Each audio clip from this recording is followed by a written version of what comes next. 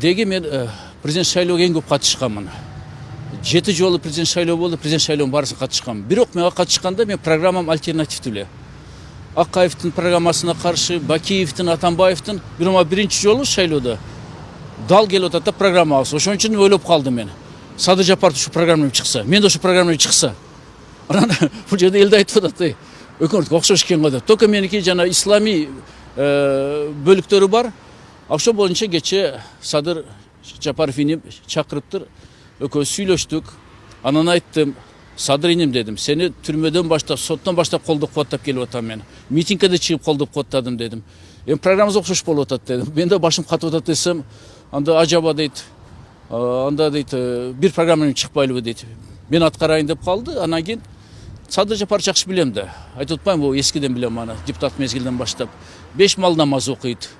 Анан бул жагынан толук ишендим. Анткени мусулмандар да өзүнүн көңүлүнө тынчтантса болот.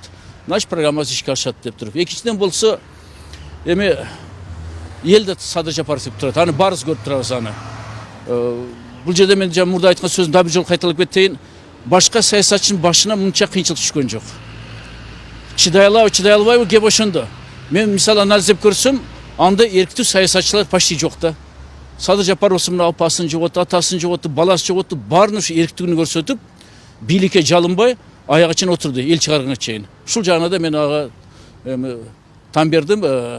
Бул значит бул айткан сөзүндө турат экен, аяна чыгат экен деп. Үчүнчүдөн болсо, элде айтканын ушу ишке ашырам дегениме ишенип атам.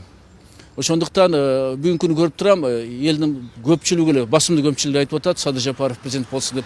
Анализдеп көрүп анда келиштик. Мен айттым, алып коюн анда сен пайдаңа деп, кече келиштик. Төртүнчүдөн болсо кече сүйлөшүп бүтүп атканда дагы бир сунушумду айттым. Садыр иним, сага ушул күнгө чейин кире албай атат элем. Бирок сенин сөздөрүң, элдин талабын, ушу октябрда майданга чыккан талаптарын баарын биз конституцияга киргиздик. Жаңы конституция жаздык.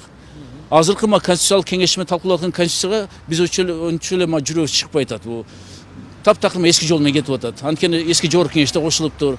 Анан бир президентке кызмат кылгандар кошулуптур, бияка сенин койнуңа кирип алыптыр. Ошон үчүн биз дегенибиз эми бул бир эле мен эмес, бул жерде Эрк партиясынын мүчөлөрү, Кадыр Ажималиков, белгилүү азыр муфтийдин орун басары, белгилүү инсаныбыз, Дүйшөн Ажы Абдылдаев, Куранды кыргызчага которгон, Руслан Ажы Бекназаров, Разимбек Бекназаров досунун баласы. Дагы бир топ ушундай коомдук ишмерлер бар экен, ошо отуруп алып жаздык. Эми ошо конституцияны бир мындай расмий түрдө талкууга киргизип, ушуну аткарып бербесин десем, ага да макулдугун берди. Кудай буйруса, мына ушу конституциябызды азыр биз Талант Мамытовго тапшырабыз. Анткени Талант Мамытов бүгүнкү күнү президент милдетин аткаруучу. Ошентип биз ойлоп атабыз, конституциянын бир текст эмес, канча текст ушунун баарын талкууланыш керек. Биз болсо мына Кудайга шүкүр, өз текстибизди бүтүрүп берип атабыз. Бардык сөздөр боюнча тил табыштык. Эми бир эле сөз калды. Эми элибизге оомат берсин, элибиз ишенип атат. Шайлап Кудай буйруса. Анан кече Садырга айтканымдай бата берип чыктым кече. Иншаллах Алла Таала колдоп кубаттап, бир адилеттүү мамлекетти, имандуу коомду түзүп бер деп туруп